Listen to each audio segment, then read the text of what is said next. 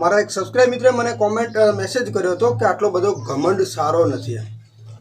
તો આજનો special video છે મિત્રો. અને જે પણ મને મેસેજ કર્યો છે એમનું ચેનલનું નામ તો આપણે કહેવાનું નથી, પણ જે એમને મને કીધું છે કે આટલો બધો ઘમંડ બહુ સારો નહીં.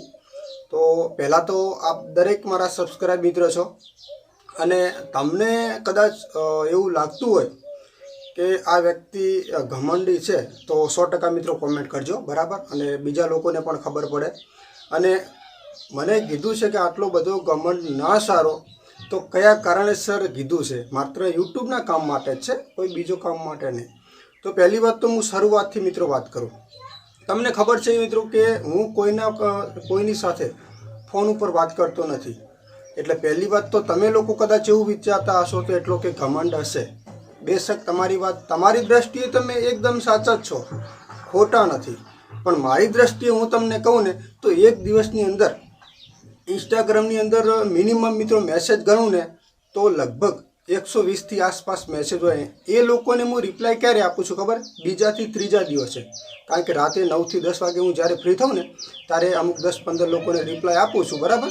અને પછી વળી બીજા દિવસ, એવી રીતે. એમાંથી ઘણા લોકો તો પેન્ડિંગમાં જ પડ્યા છે હજી રિપ્લાય. અને એવી રીતે મેસેજ આપણા કોમેન્ટ બોક્સમાં મિત્રો તમને ખબર જ છે કે હું લગભગ કોઈને રિપ્લાય આપતો નથી. કારણ કે કોમેન્ટના જવાબ, ઇન્સ્ટાગ્રામના મેસેજ, વોટ્સએપના મેસેજ અને ફેસબુકના મેસેજ આપ એક મિનિમમ કેટલા થતા હશે તમે મિત્રો ખાસ વિચાર કરજો. અને જે આપણે કોલ ઉપર વાત નથી કરતા એનું કારણ એક જ છે કે આમાંથી મિત્રો છે ને, ભલે મને દિવસની અંદર 400-500 મેસેજ આવે છે, એમાંથી 20 લોકોને જ કામ હોય છે, બરાબર. ખાલી 20 લોકોને જ કામ હોય છે, બાકી 380 લોકોને ફાલતુ મારી સાથે વાત જ કરવી હોય છે, બરાબર. એમાંથી પણ મિત્રો વોટ્સએપ દ્વારા પણ હું દરેક લોકોને કમ્પ્લીટલી વાત કરતો હોય છે મેસેજ દ્વારા. જેવી રીતે કોલમાં વાત કરતા હોય ને એવી રીતે, બરાબર. કારણ કે હું તમને એક મેસેજ કરીને વળી પાછો બીજા લોકોને રિપ્લાય આપવા જતો રહું. હવે કોલ ઉપર વાત કરું ને તો બીજા લોકોને હું રિપ્લાય આપવા ના જઈ શકું એમ. એટલે એકને મેસેજ કરી વળી પાછા 5 બીજા લોકોને હું મેસેજ કરવા જતો, તો ત્યારે એ લોકોના મેસેજ આવે કે કોલ ઉપર થોડીક વાત કરશો, તો હું કોલ ઉપર વાત નથી કરતો. કારણ કે કોલ ઉપર વાત કરું ને એટલા સમયની અંદર હું 5 બીજા લોકોને રિપ્લાય આપી શકું, બરાબર. તો એક આપણો આ રહ્યો ઘમંડ છે, બરાબર. બીજા નંબરમાં કે એમની ચેનલની અંદર પ્રોબ્લેમ હતું, ગૂગલ એડસનની અંદર એમને 3 વખત ટ્રાય કરી લીધી હતી, બરાબર. એમાં એક્શનનું બટન એમને જતું રહ્યું હતું, ગૂગલ પે એપ્લાય કરવાનું. ડોલર પર મિત્રો ઘણા બધા બની ગયા હતા.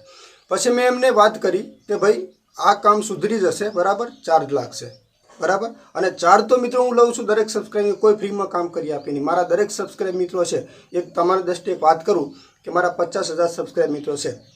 બધા લોકોને હું ફ્રીમાં કામ કરવા જાઉં તો તમે ખુદ વિચાર કરી લો કે યુટ્યુબમાંથી હું એટલા બધા પૈસા નથી કમાતો સાહેબ. આપણે યુટ્યુબની અર્નિંગ મહિનાની અંદર વાત કરીએ ને તો કોઈ વધારે નથી મિત્રો, 2000થી 1500 રૂપિયા જ છે. પણ આપણને જે આ કામ મળે છે ને એ આપણું કામ મેન છે, બરાબર. એના ઉપરથી જ આપણું આ ચાલે છે. એટલે મિત્રો કોઈ ફ્રીમાં કામ તો ગમે તે જગ્યાએ જો, ગમે તેટલું તમારો સંબંધી હશે તો તમને કોઈ મિત્રો ફ્રીમાં તો કોઈ કામ કરી આપવાનું છે જ નહીં. પછી મેં એને ચાર્જ લખીને મોકલ્યું કે આટલો ચાર્જ થશે ભાઈ, અને તમારું કામ નહીં થાય ને તો એ પૈસા તમને રિટર્ન પાછા મળી જશે, એટલી પાછી ગેરંટી.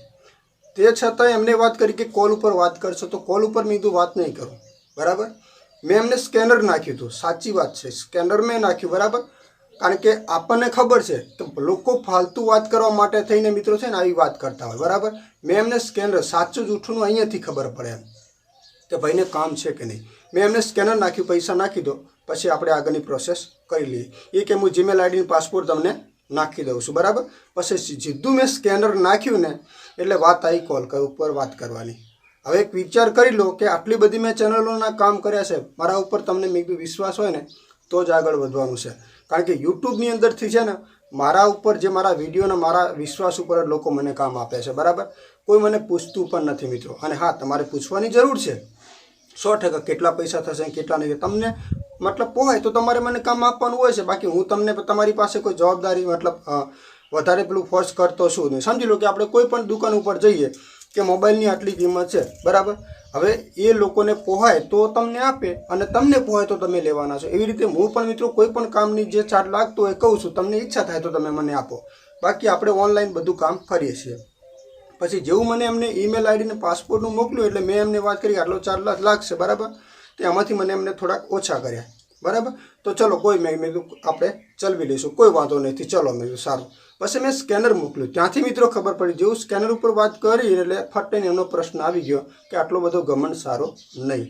તો આપ મિત્રો સર્વે મિત્રોને એક જ વિનંતી છે કે આમાં જે મેં તમને માહિતી આપી એમાં તમને કોઈ ઘમંડ દેખાયેલો તો હોય તો મને 100% કોમેન્ટ કરજો.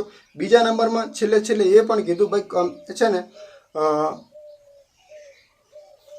એમને ઘણી બધી પછી વાત કરી, આમાં મેં પછી એમને રિપ્લાય આપ્યો કે ઘમંડનો કોઈ પ્રશ્ન ભાઈ આવતો છે જ નહીં.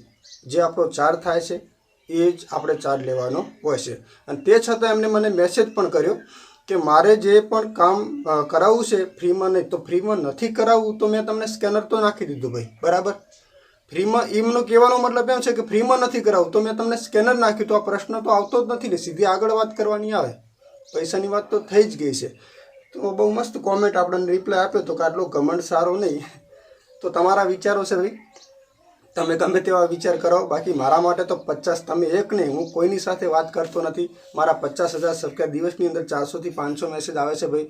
મને એવું લાગે કે રેડી માણસ છે તો હું બેશક એ પણ પૈસા નાખ્યા પછી જ વાત કરવાની, કારણ કે પહેલેથી વાત કરવાનું આવતું છે જ નહીં ભાઈ. કારણ કે પહેલેથી વાત કરવા માટે છે ને લોકો ખાલી વાત કરવા માટે જ આપણને મેસેજ કે કોલ કરતા હોય છે, બરાબર. એટલે પહેલેથી વાત કરવાની આવતી છે જ નહીં. અને મારામાં ફોનની અંદર અકાઉન્ટ ત્યારે જ ખુલે છે કે જ્યારે મારું પેમેન્ટ થઈ જાય. કારણ કે આવા તો મારી પાસે ડેલી અકાઉન્ટમાં કેટલાય આવતા હોય છે. કારણ કે ફોનની અંદર આપણે કાયમ અકાઉન્ટ એમને લોગિન કરવાની, લોગિન કરવા કે એટલા બધા ઇઝી નથી. કાયમ માટે કેટલાય લોગિન અકાઉન્ટ કરવાના હોય છે.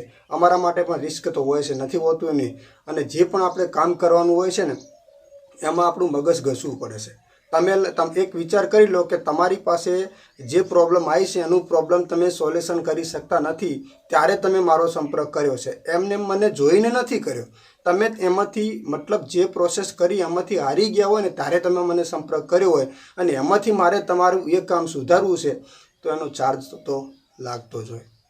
તો માહિતી કેવી લાગી મિત્રો કોમેન્ટ કરજો, અને તમને કેવું લાગ્યું, આપણામાં કેટલો ઘમંડ છે એ પણ ખાસ તમારી કોમેન્ટ બોક્સની અંદર જણાવજો, જેથી અન્ય લોકોને પણ ખબર પડે. અને યુટ્યુબને લગતી દરેક માહિતીના વિડીયો તમને આપણી ચેનલમાંથી ગુજરાતીમાં મળી રહેશે, તો ચેનલને સબસ્ક્રાઈબ કરી લેજો. ટેકનિકલ જય ગોગાને.